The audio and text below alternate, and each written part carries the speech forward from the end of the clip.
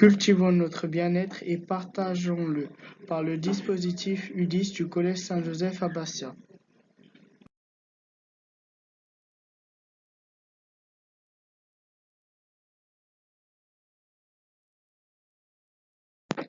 Grâce à quelles attitudes éco-citoyennes l'aménagement et la découverte de nos carrés potagers permettent-ils de mieux vivre ensemble au collège?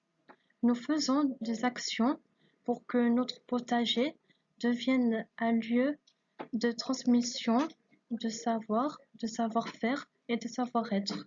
Nos actions répondent principalement à 3 objectifs de développement durable. Numéro 3, notre santé et bien-être. Numéro 12, consommation et production responsable. Et le numéro 15, pour la vie terrestre.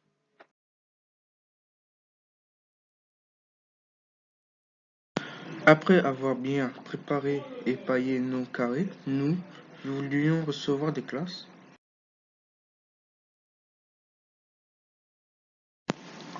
Mais seulement 2 problèmes se sont posés. Premièrement, des déchets et encore des déchets. Nous avons ramassé presque 9 kilos de déchets depuis septembre.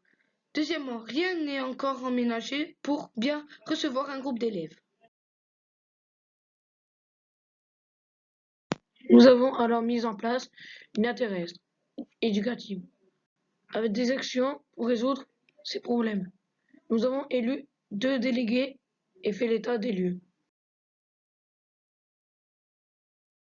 Nous avons classé les déchets et fait 2 relevés. Un pas de LED a même été créé.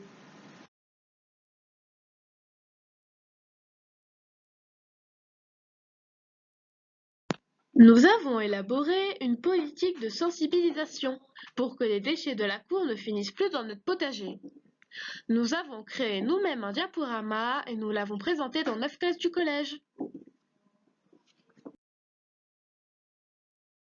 Nous avons installé des poubelles de tri avec des affiches de sensibilisation dans le hall.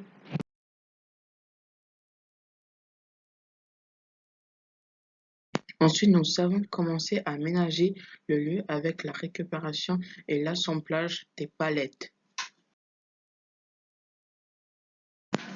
Voici notre première installation.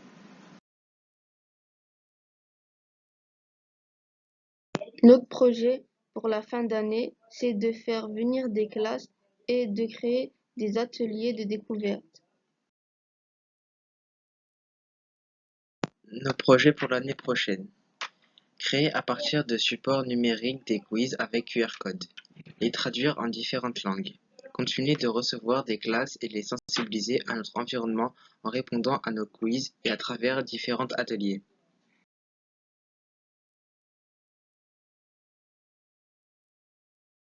Des remerciements en particulier à Assine Labbé pour ses compétences numériques, à Daria Justinian pour ses conseils précieux et efficaces.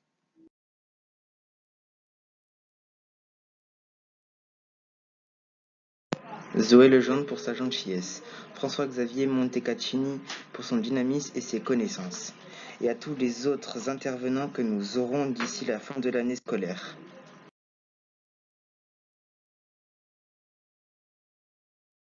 Un grand merci à vous tous. Pour nous permettre de connaître notre environnement Et de mettre en place toutes les bonnes conditions. Pour y vivre mieux.